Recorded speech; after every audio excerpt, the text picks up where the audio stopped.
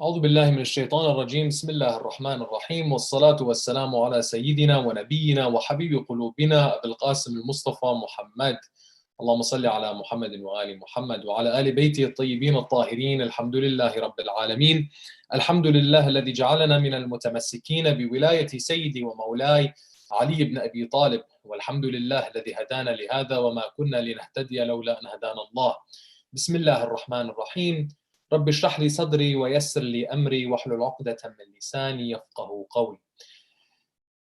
In the name of God, the most beneficent, the most merciful, we ask Allah to send His greatest peace and blessings upon Muhammad wa ali Muhammad. Allahumma salli ala Muhammad wa ali Muhammad.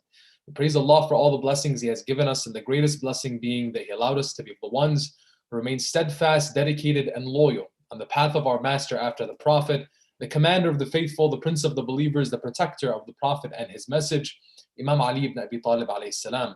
We praise Allah for this blessing and every blessing, for without Allah we would have nothing. Assalamu alaikum, my dear respected brothers and sisters, wa rahmatullahi wa barakatuh. Today we're going further into our discussion on the vision of a virtuous community. And what we're going to be focusing now is taking off from the footing that we had yesterday in regards to the active integration that we have in our society.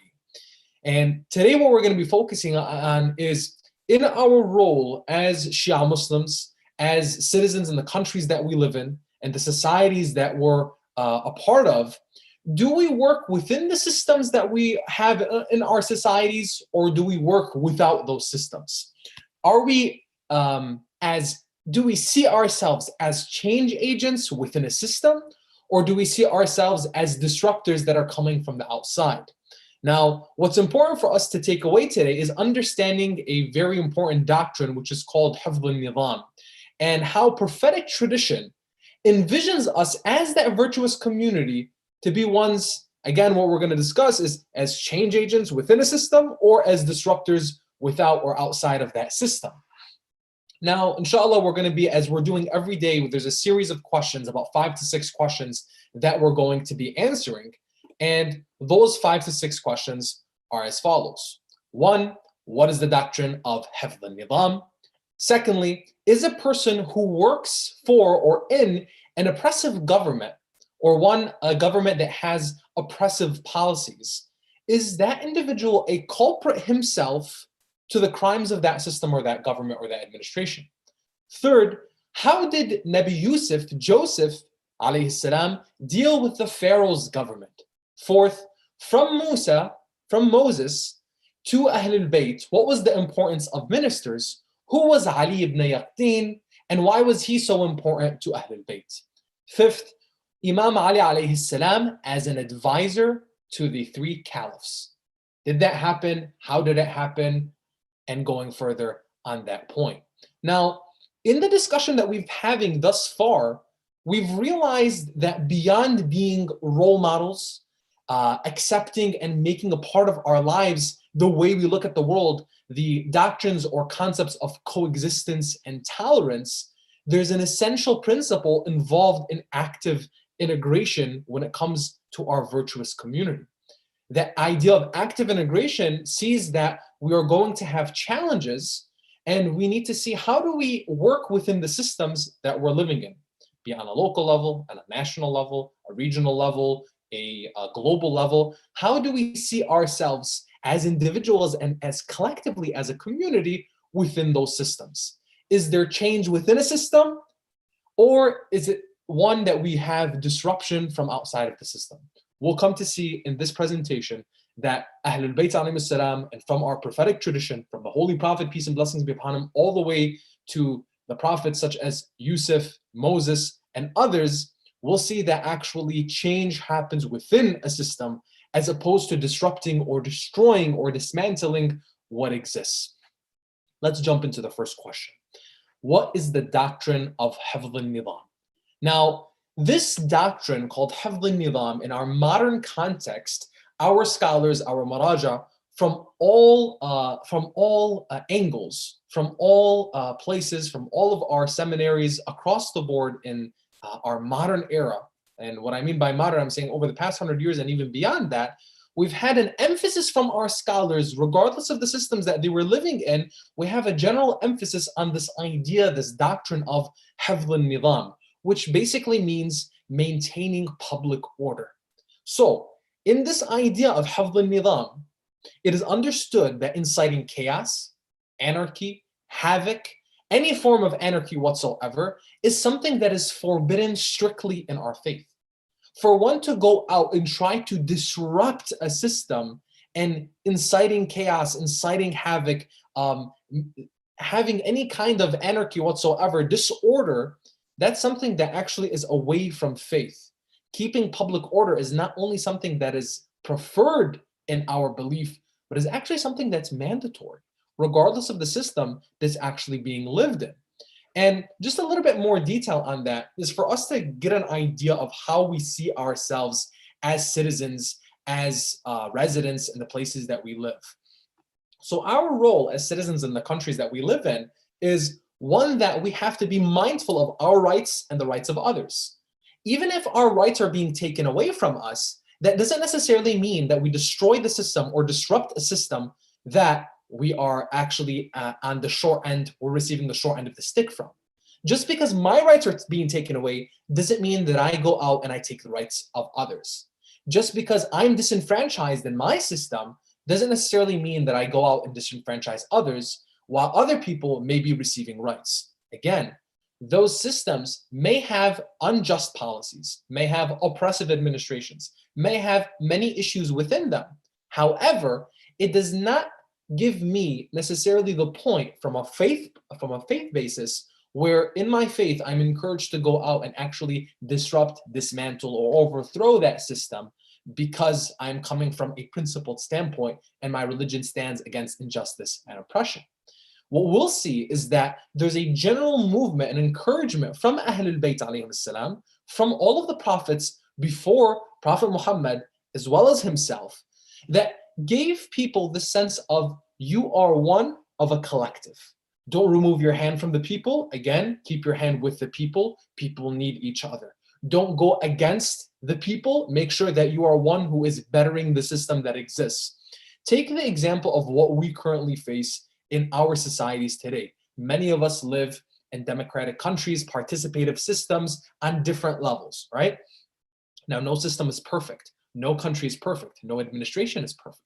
In our perspective, as followers of Ahlul Bayt, as Muslims, we are ones who are going to be engaged in those systems for the sake of maintaining public order and bettering what currently exists for people.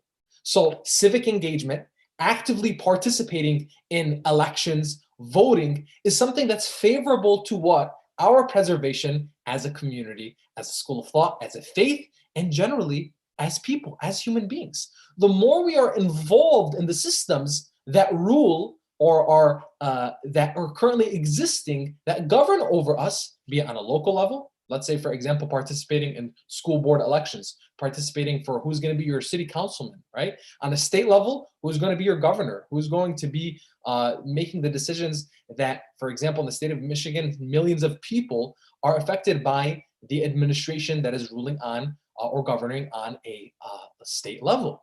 And then finally on a national level, and then even beyond that, us acknowledging and knowing the systems that we are a part of, whether we're actively participating or not, have a tremendous impact on us as individuals in what we do on a daily basis. Now, where does the faith come in enfranchising that and promoting that, or telling you, no, this is a regime or a system or administration that you should have nothing to do with because of its unjust policies, its oppressive practices, etc., etc. Now, again, we've established in previous nights on this level when it comes to isolation versus integration, the isolation never has a positive impact for us as a community, but rather integrating actively and participating in the systems that affect us as a community and affect us as individuals is the path that generally is favored by Ahlul Bayt alayhim salam and by our prophetic tradition. The societies that we live in are ones that we have to be a part of. We can't disassociate ourselves from that system and from that society. Now, again, it's important for us to see things on a holistic level and realize that we have potential not just to preserve ourselves as individuals and as a community, but also to better the communities and societies that we live in. There is much that you and I can contribute as professionals, as individuals, as entrepreneurs, as thought leaders, as academics, as people who are striving on all levels. When you are part of a society, you are contributing and you are taking. What are you doing for that society that you were a part of? Yes, you may be receiving the short hand of the stick or short end of the stick at times. However, what are you doing to affect that? And what are you doing to make that better for yourself? Again, as an individual and as a collective. Now, when we're looking at all of these fields, there's an important belief that we have, an encouragement that's had by the scholars of our seminary, which is, and we hear this time and time again, whenever we visit the seminaries, whenever we engage with our scholars, there's an emphasis on when you're in your society, when you're going back to your communities, don't only be great at what you do, be the best at what you do. So whether you're a physician, you're an entrepreneur, you're a lawyer, you're a nurse, you're a journalist, you're a marketer, whatever it may be, an engineer, a physicist, on every level, strive to be the best that you can possibly be. Not just merely in serving your family and in your community, but serving your society at large, because you're an individual, a human being that contributes to the progress of humanity. Again, look at this thought. This thought being that we're not just limited or isolated to our own bubble of people that look like us or think like us and believe like us, but rather the individuals that are like-minded and have this harmonious mind are going to use that harmony to propel a beautiful vision for the rest of humanity, which is that even if you don't believe like me, even if you don't look like me, and even if you don't agree to the things that I'm saying right now, I'm still going to be looking out for you. And I want to bring progress to humanity in a way where that you and I, our children, are protected in and taken from that protection and propelled forward with progress, and that our situation is better now than it was yesterday. And inshallah, tomorrow is going to be better than today. Again, coming all from this thought. The basic, preservation. Second, making sure that people are taken care of. And third, being the best at what we are doing, no matter what, in the ultimate service of our fellow man and ultimate service of humanity. Again, that service itself, as Imam al-Askari alayhi salam will tell us, there's no better deed than serving your fellow man or your fellow brother. The question that comes in when we're having this perspective on Hafdh al-Nidam and this perspective of being involved in these systems, there's a very valid question that arises, and that is, if I'm, let's say, to participate in some of these systems, whatever system they may be, but particularly when it comes to governments or administrations, be it locally, regionally, nationally, globally, whatever it may be, and whatever country you're in, if I'm participating in these governments or in these administrations, is it not that if they have oppressive policies or laws that disenfranchise people, and I'm part of that administration or that government, am I not a culprit myself to the crimes of that system? Am I not a culprit myself? Do I not have hands that have participated in this and made this happen? Am I not guilty of that by mere association? Now, it's a valid question. If you participate in an organization, and let's say one of that organization being a government or administration, and they do certain things, are you not associated?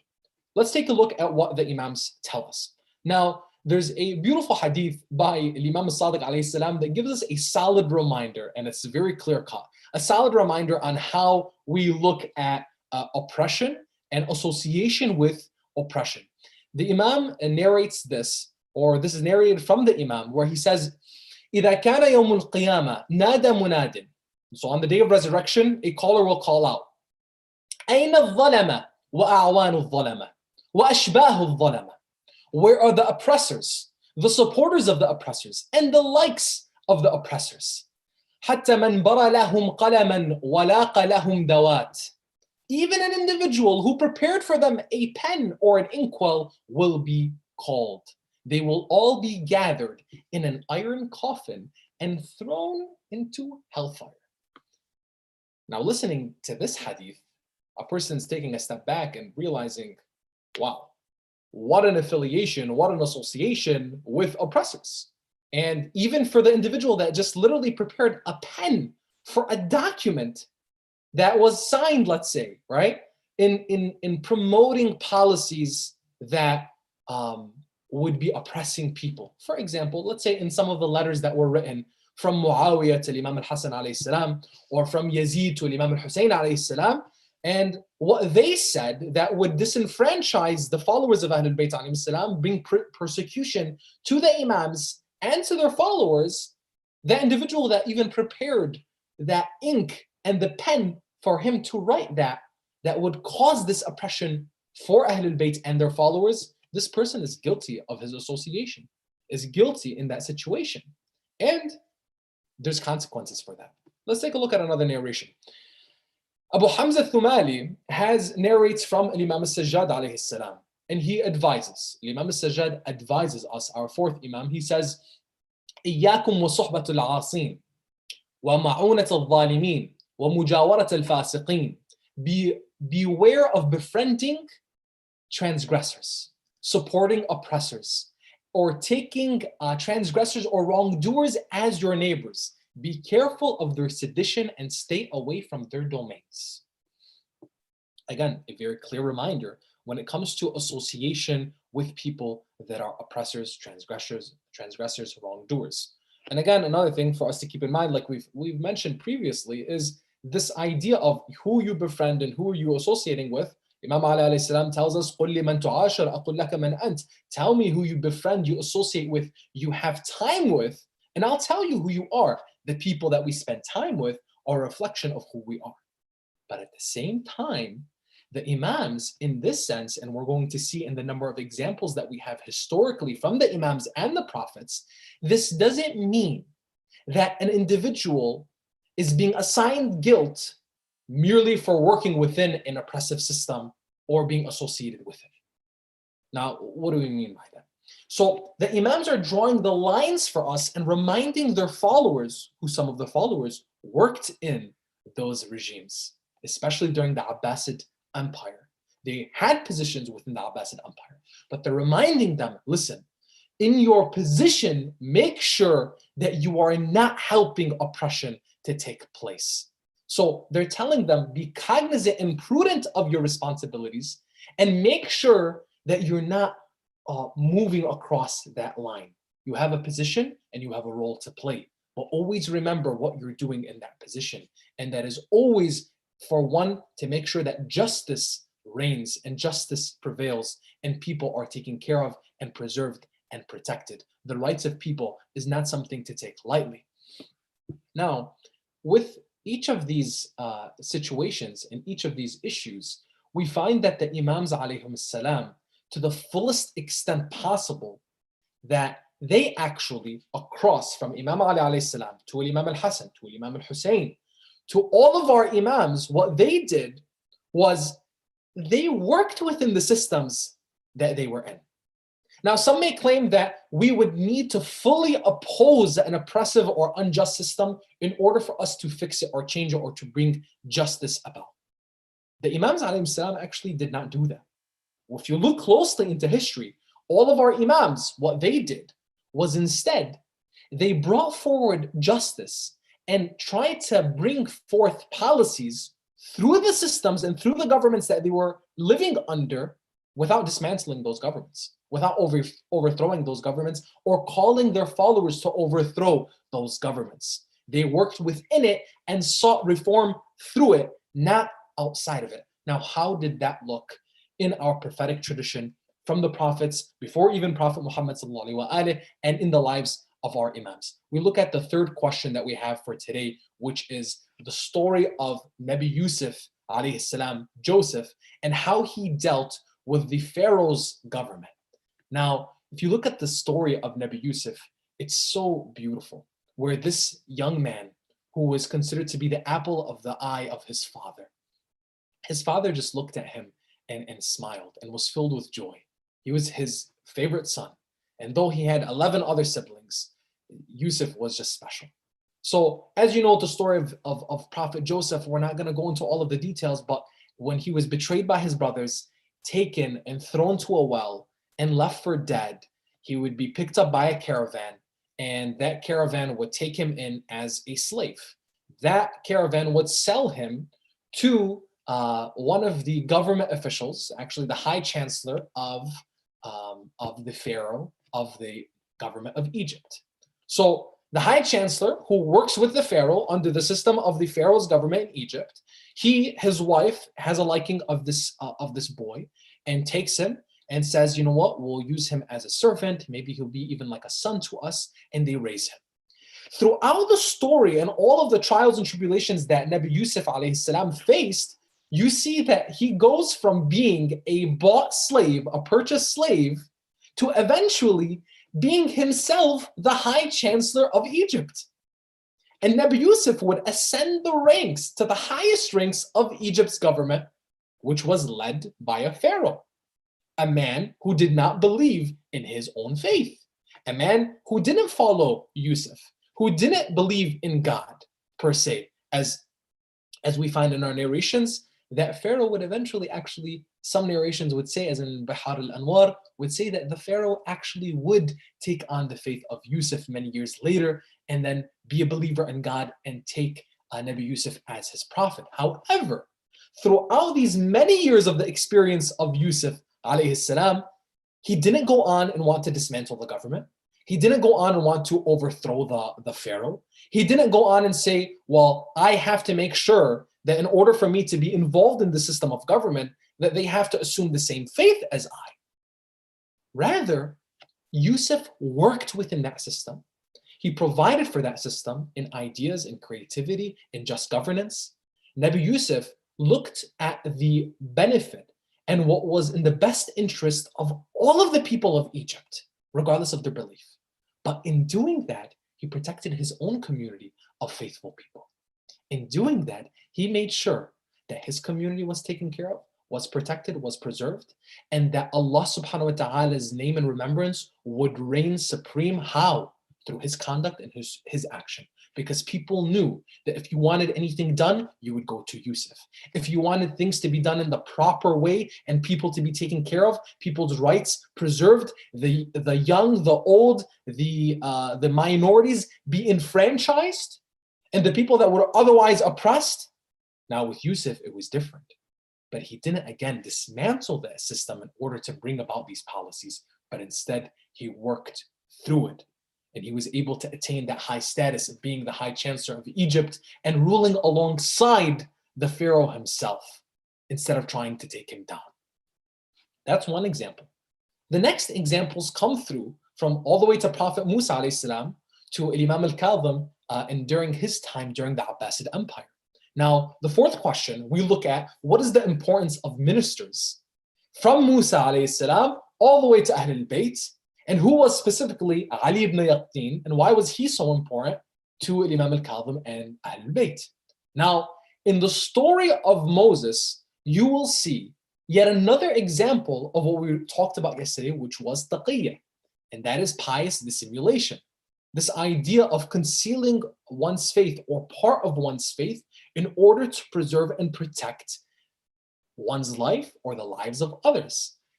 If you see the story of Moses, you will see that during the administration or the reign of the Pharaoh, there was one of his ministers that actually, throughout the entire tenure of his role as a minister under the Pharaoh, he concealed his belief in Moses. He concealed that he was a believer in Allah subhanahu wa ta'ala.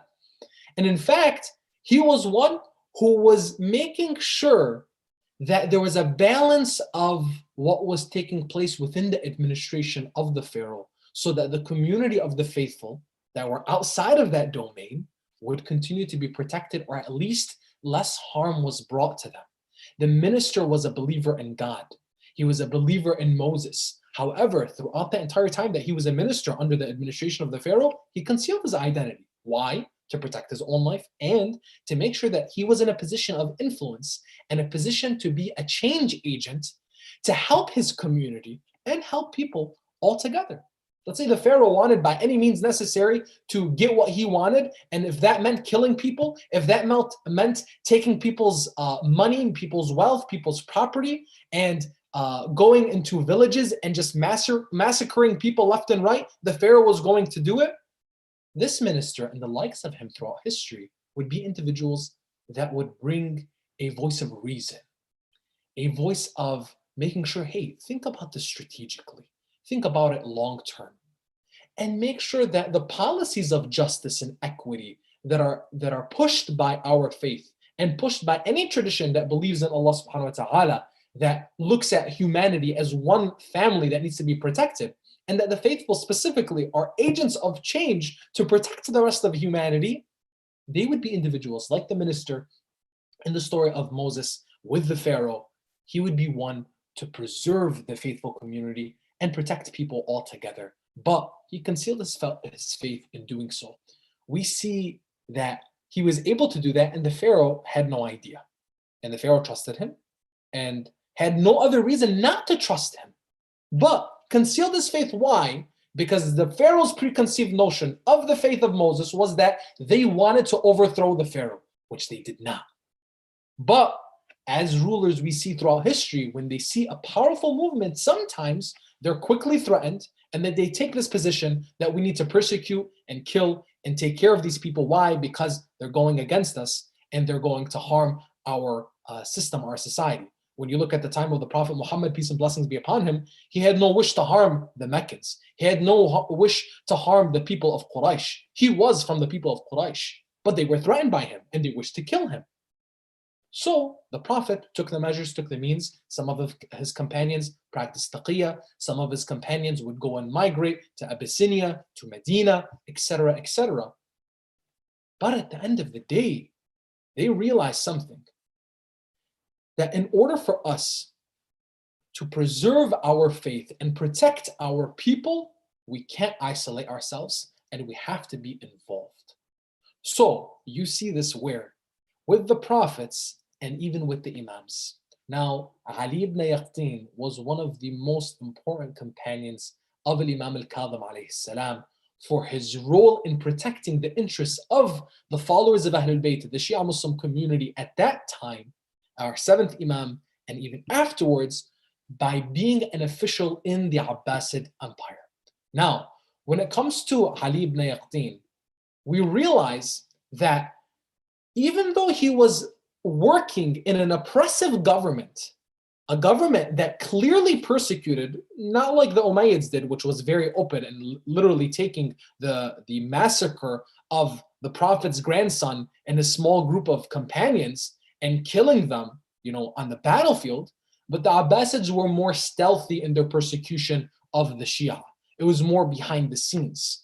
But it was a clear policy of theirs within the administration that the Shia would not be tolerated in order for them to expand in their influence within the empire. And most of the influence being on a social level, not necessarily on a political level, but socially can influence politically. Now, Ali ibn Yaqtin, in his position, we realize something that is very important for us to look at when it comes to taqiyya, which is, in our belief in taqiyya, pious dissimulation, it is not that we are concealing our faith to harm the establishment or the opposition. This is something that we need to keep in mind. We're not concealing a part of our faith or our faith in those positions of life or death in order to harm let's say, in that situation, the Abbasid Empire. Ali ibn Yaqtin did not play a role in harming or bringing about policies that would dismantle the Abbasids. They were in power, they were in power. The Imams, of course, did not agree or assent to that political establishment. However, it was a reality of the time. The position of Ali ibn Yaqtin and many others like him was rather, within the system, we are looking to preserve our people's rights. We're looking to make sure that we're protecting our own well-being and the interests of our community. And this practice of pious dissimulation, of concealing part of one's faith, is not necessarily at all to bring harm to other people. It is only used to protect oneself and one's community. Why? because their life is being threatened. Because their life is, if they were to show that they were a follower of Ahlul Bayt, they would be killed, they would be persecuted, they would be exiled, they would be thrown in a dungeon far, far away, and their family and their community never hearing from them again. Now, in Ali ibn Aqtin's situation, our Imams would actually have him practice taqiyya by their instruction, in that to ensure he would not be seen as a potential threat to the Abbasids and continue quietly protecting the interests of the community, he remained under the radar as much as possible. Ali ibn Aqtin during that time was actually instructed by the Imam to change the way he prayed, so that he would evade his counterparts, because some people were raising an eyebrow and opening their eyes to see this individual because his mannerisms looked like the mannerisms of the followers of Imam al-Sadiq and Imam al-Kadhim. So they kept a close eye on him.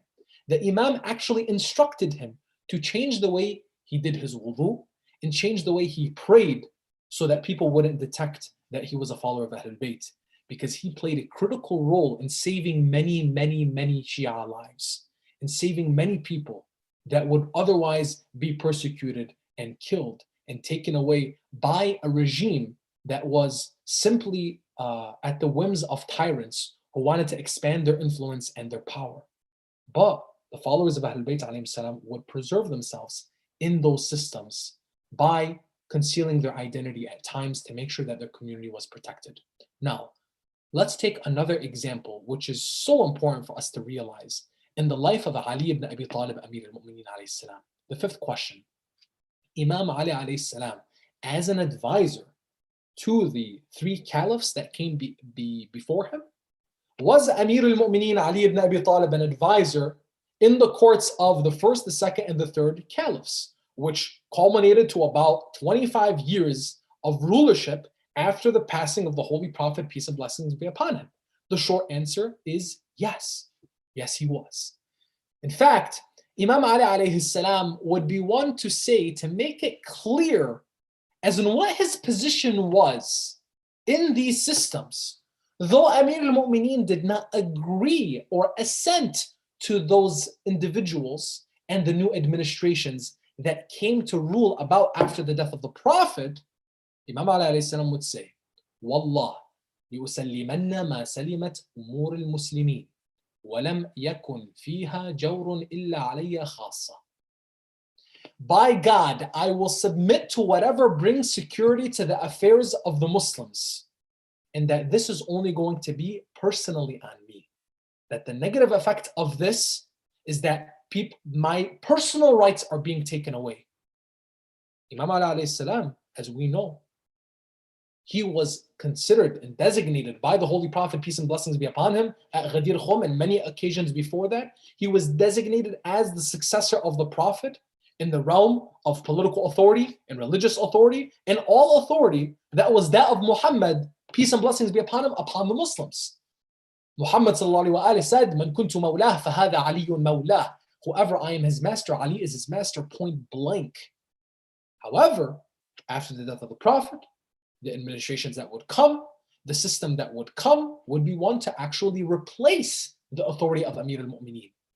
And Ali ibn Abi Talib alayhi salam was instructed by the Prophet to remain patient and not to fight against the individuals that would turn against him, so long as his group of supporters was small. And that the reason why is, if your group of supporters are small, Ya Ali, you're not going to be able to bring effective change, because Islam was still too young. Islam was still in its earliest stages. In order to protect the body of Islam, like Amir al-Mu'mineen said, so that I can secure the affairs of the Muslims, I will sacrifice my personal rights. I have right to the throne or the helm or the position of authority that is over the Muslims, but I'll sacrifice that in order to protect and preserve the faith and the faith. During the reign of the three caliphs, we see that Amir al-Mu'mineen alayhi salam played a very strategic role, and he was as an advisor, as a judge, as one who would often be turned to by the caliphs and in asking, what should we do in this situation? Be it in jurisprudential matters to make sure that people's had understanding of the way the Islamic law worked and God's expectation of them in religious affairs, and then in social affairs and political affairs, Imam Ali alayhi salam was at the center of decision making, even though those were the individuals that replaced him with this new administration and this new system that they had. So much so that the second caliph would famously express Imam Ali's profound impact on his own caliphate and say, "Lawla Ali lahalika Umar." If it was not for Ali ibn Abi Talib, I would have perished. Now, we look closely at the life of Amir al-Mu'mineen alayhi salam, and we're able to realize that though Imam Ali alayhi salam was sidelined and a new system of government was created, Imam Ali alayhi salam was pragmatic and mindful of the consequences of people's actions. So he stepped back and heeded to the Prophet's directions, not to rise against those who would turn against him. And instead, he would work within the government, within the system that he was in. Now, some people historically may misinterpret Imam Ali's actions as being one who he conceded to their authority, and that in fact he approved of those three administrations or regimes. But not at all.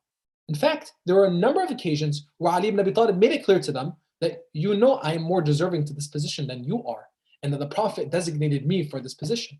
However, you have taken it upon yourselves. And I was instructed by the Prophet not to rise against those who are in this position and have taken away these rights unless the circumstances were to be otherwise.